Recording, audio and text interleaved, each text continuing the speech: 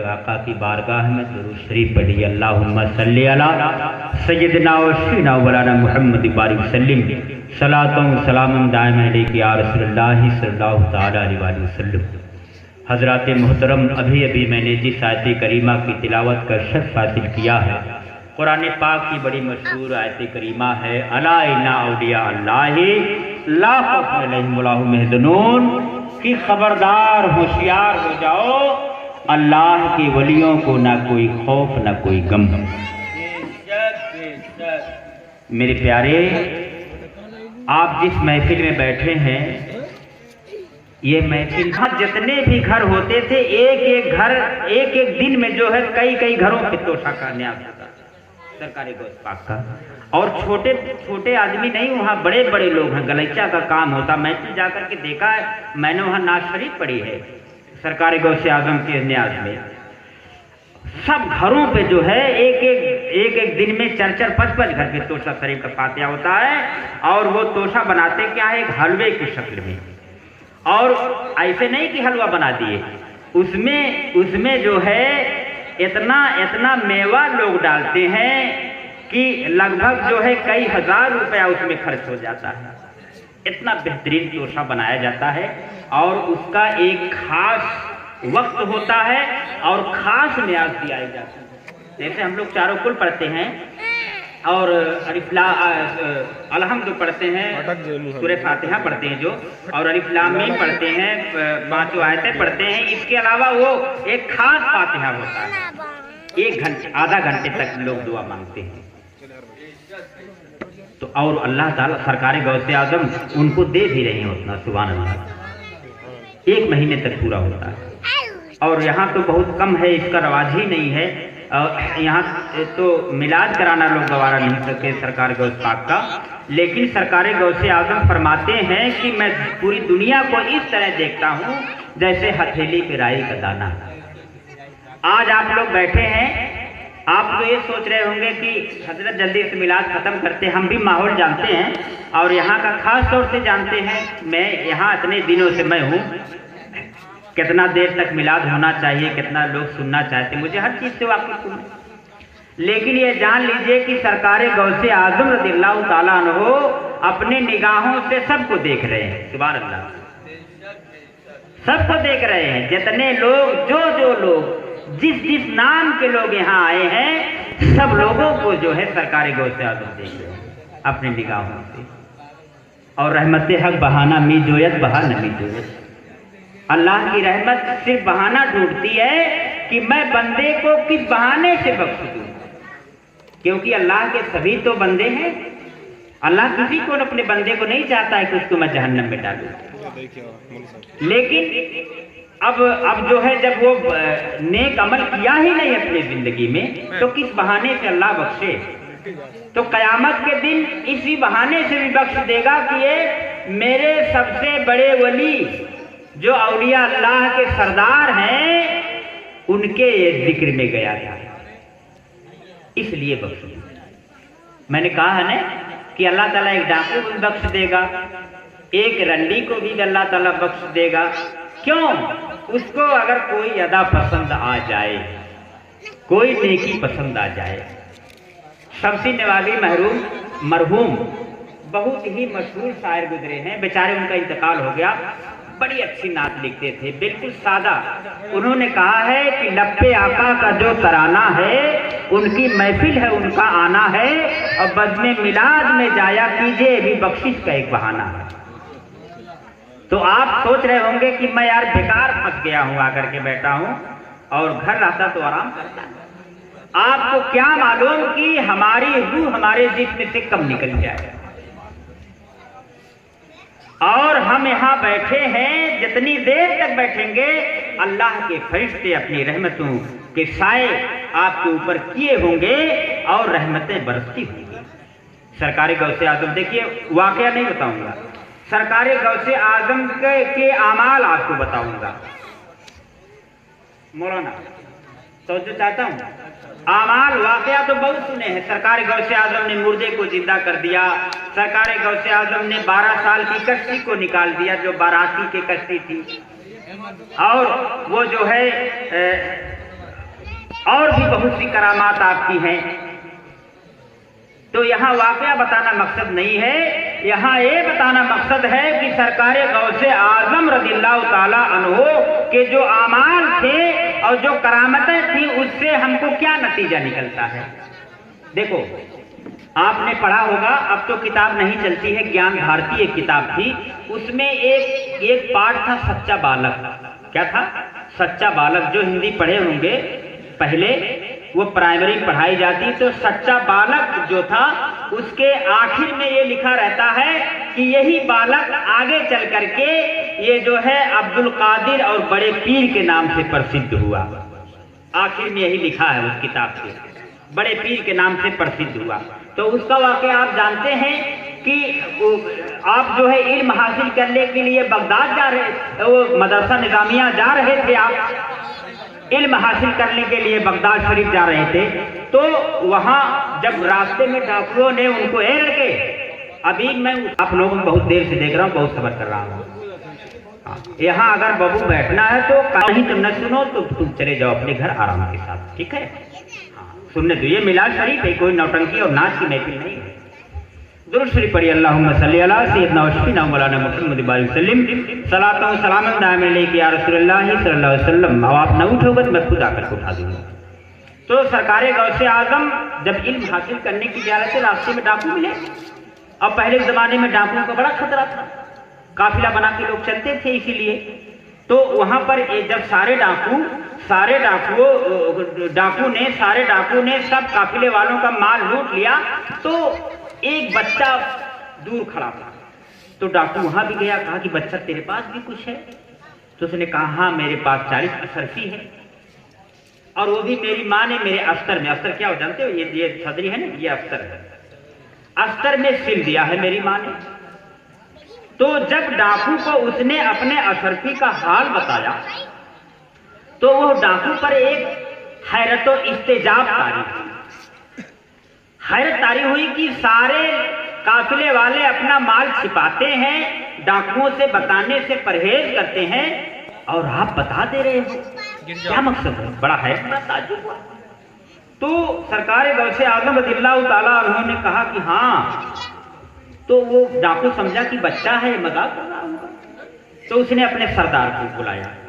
सरदार जब डाकू सरदार आया, उसने कहा कि यह बच्चा ये बता रहा है कि मेरे पास 40 अशरफी है, 40 अशरफी जो माल है मेरे अस्तर में मेरी माँ ने सिल दिया है, मैं इसमें रखा हूं। तो जब सरदार आया, जब वो पूछा तो आपने वही बात दोहराई। तो सरदार कहा कि वो कहाँ है? तो अपनी सदरी निकाली और कहा कि इसी अस्तर में है। उसने अस्तर को, सीरन को तोड़ा और अशरफी को देखा। सरदार बड़ा ताज्जुब में पड़ा कि यार, ये सारे लोग तो अपना माल छिपा रहे थे कि डाकुओं के कब्जे से बच जाए, और ये बच्चा छोटा सा है और ये अपने माल को जाहिर कर रहा है। तो सरदार ने पूछा कि अरे बच्चे, ऐसा तुमने क्यों किया? लोग तो हमसे माल छिपाते हैं, लेकिन तुम जो है माल को जाहिर क्यों कर रहे हो? तो उस बालक ने कहा था कि अरे सरदार डाकुओं का सुन, जिस वक्त मैं चल रहा था, मेरी माँ ने चलते वक्त मेरे अस्तर में, मेरे सदरी में जो है वो जो है अशरफी सिल करके ये कहा था, और मुझे रवाना कर दिया था कि अरे बच्चे, अरे मेरे बेटे जाओ, ये रास्ते का खर्च है। बेशक, लेकिन अरे बेटा, मेरी एक नसीहत कबूल करना कि तू झूठ कभी मत बोलना। वाकया बताना मकसद नहीं है, क्या कहा था? झूठ कभी मत बोलना। लेकिन गौसे आज़म रज़ियल्लाहु ताला अन्हु ने सरदार से कहा कि इसीलिए मैं झूठ नहीं बोला, मैंने सच बता दिया। अब यह बात डाकू के ऊपर इतना असर किया, इतना वो प्रभावित हुआ, इतना मुतासिर हुआ कि वो डाकू जो था, वो डाकू का जो सरदार था, उसने कहा कि बताइए, एक छोटा सा बच्चा, एक बालक अपने माँ की बताए हुए बातों पर इतना अमल कर रहा है।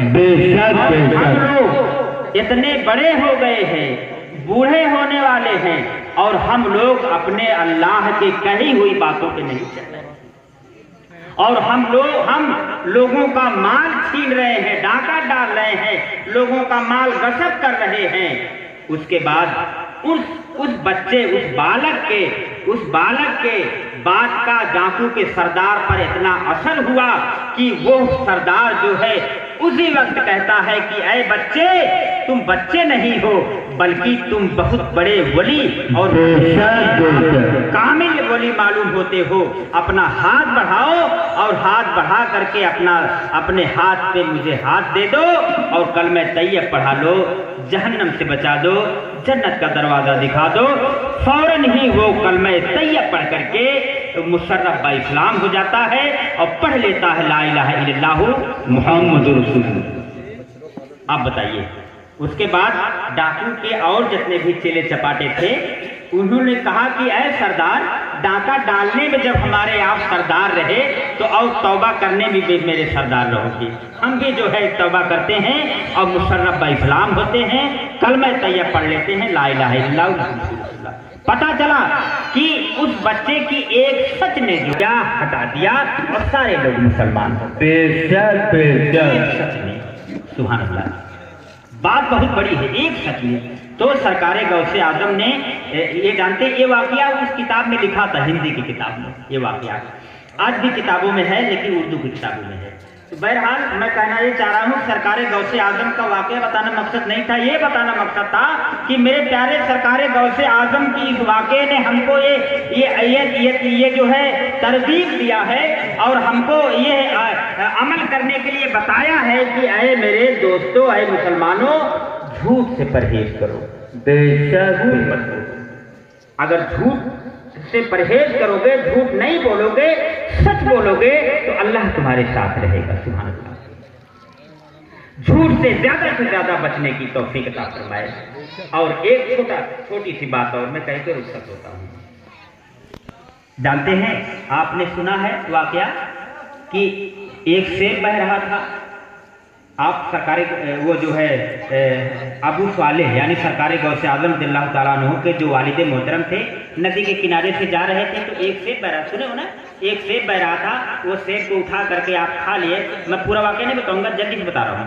तो जो है आपने सेब खा लिया और सेब खाने के बाद आपके दिल में ख्याल हुआ कि बगैर इजाजत के मैंने खा लिया है। आज कोई सोचता है बगैर इजाजत की क्या बात है? जबरदस्ती लोग ले लेते हैं सामान। बेशक। इसलिए जब भी कोई सामान किसी का लो, एक किताबों में लिखा है कि एक आदमी को जब कब्र में गया और उस पे अजाब हो रहा था तो उसके मुंह में बहुत बड़ा सांप लटका हुआ था। किसी ने ख्वाब में देखा कि उसके मुंह में बड़ा परहेजगार आदमी था, नमाजी भी था, परहेजगार भी था, रोजेदार भी था, हाजी भी था, सब कुछ था। लेकिन जब देखा तो देख रहा है कि उसके मुंह में सांप लटक रहा है। ख्वाब देखा किसी ने, तो उसने ख्वाब में पूछा कि अच्छा ये बताइए, आप नमाज भी पढ़ते थे, रोजा भी रखते थे, हज भी करते थे, सारे अमाल थे, तो आपके मुंह में सांप क्यों लटक रहा है? तो उसने कहा, जानते हैं मेरे सारे अमाल अच्छे थे, सिर्फ एक गुनाह मैंने किया था। क्या? कि मैं एक तिनका दांत को खोदने के लिए बगैर इजाजत के मैं दूसरे से ले लिया था। अल्लाह किससे? एक दांत खोदने के लिए एक सीका की क्या औकात है? लोग दतवन तोड़ लेते हैं बगैर इजाजत के, और भी चीजें हड़प ले रहे हैं, जबरदस्ती ले रहे हैं। एक क्या हैसियत है? तो वो साहिबे कब्र कहता है कि एक सीका मैं बगैर इजाजत के अपने उस दांत को खोद लिया, इसी की आज सजा है कि मेरे मुंह में सांप लगता है। बेशक। तो जो लोग बगैर इजाजत की पूरी जिंदगी अपना काम करते हैं, लोगों के माल को गसब करते हैं, ले लेते हैं, चुरा लेते हैं, उनका क्या हाल होगा? तो मेरे प्यारे इस्लामी भाइयों, तो इसलिए मैं कह रहा था कि सरकारे गौसे आजम रज़ियल्लाहु ताला अन्हु ने बगैर इजाजत के सेब खा लिया। तो पता लगाया कि देखे हम ये सेब कहाँ से आया है। नदी किनारे दौड़ते दौड़ते गए, देखा कि एक बाग है, उसी में से वो सेब जो बाग था, वो सेब का जो टहनी थी, जो डाली थी, वो उसी पानी में छू रहा था। समझ गए कि इसी बाग से सेब आया है। तो उसके दरबान को बुलाए, दरबान माने मालिक को। तो वो कौन थे? हजरत अब्दुल्ला सोमई, उनके जो नाना थे। उनको पता चला अभी उठ करके मैं वाकई तुम नहीं समझ रहे हो अभी।